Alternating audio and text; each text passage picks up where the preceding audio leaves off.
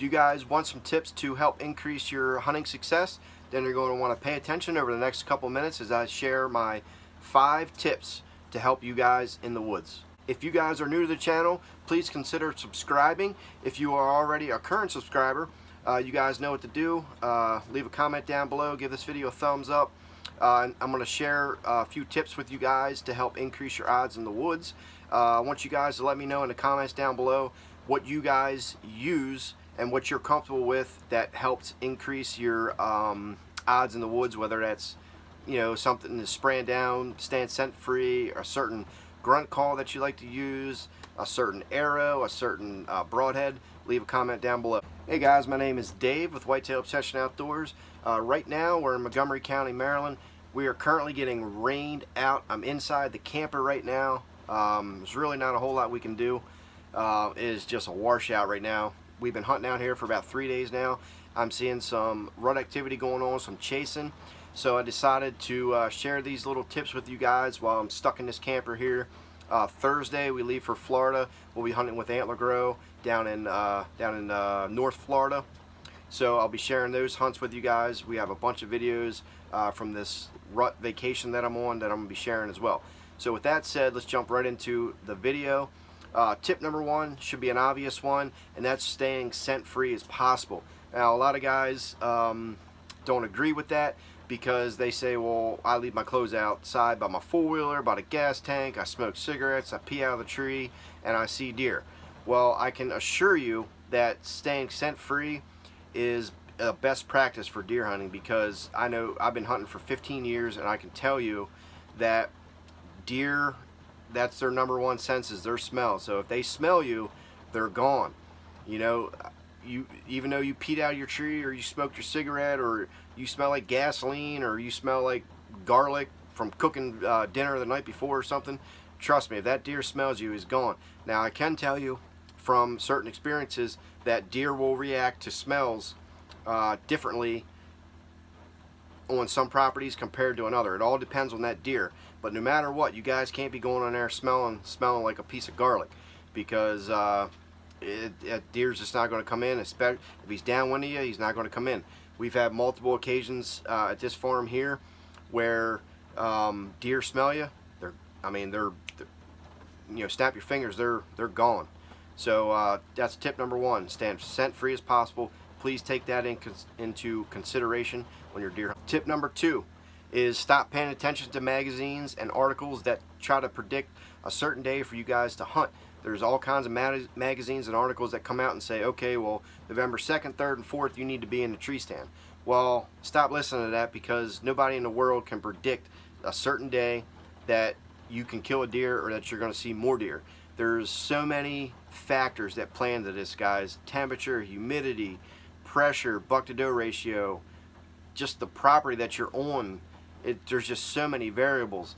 Yes, the moon does have some effect on deer, but the fact is there's just so many other variables that come into play, and you need to hunt when it's best for you to hunt. If you want to hunt the rut, then don't listen to a particular day. You need to be in there from Halloween to the end of the 3rd week of November. That's a fact. There's no certain best day. Yes, the later you get into that rut, it's going to be harder to kill that matured buck, because he's going to be locked down with a doe. So your best bet is from Halloween, 1st, 2nd week of November. You're going to get that rut, the chasing, the seeking phase and all that. Usually that 3rd, 4th week is when they're locked down. It's going to be a little bit more difficult for you to bag that big buck. Tip number 3, guys, if you're looking to call the deer, whether it's grunt, tube, or rattling, don't overdo it. From my experience in the woods, if you don't want to shoot that particular buck that you're grunting to, don't grunt to them, because you're just going to educate them. A lot of times deer are finicky, especially when you're trying to grunt to a certain age class of that deer. Usually if you grunt to them, they're not going to react, and you're just educating them. Not to mention you're letting them know that you're there, and they're going to pinpoint where you're at. Now if it's more of a mature deer that you're actually trying to kill and he's not coming your way, then by all means grunt to him. Do something. Rattle, grunt, tell him to come here, or do something. You have to do something. If that's a shooter buck that you're looking to kill and he's walking the opposite direction, do something.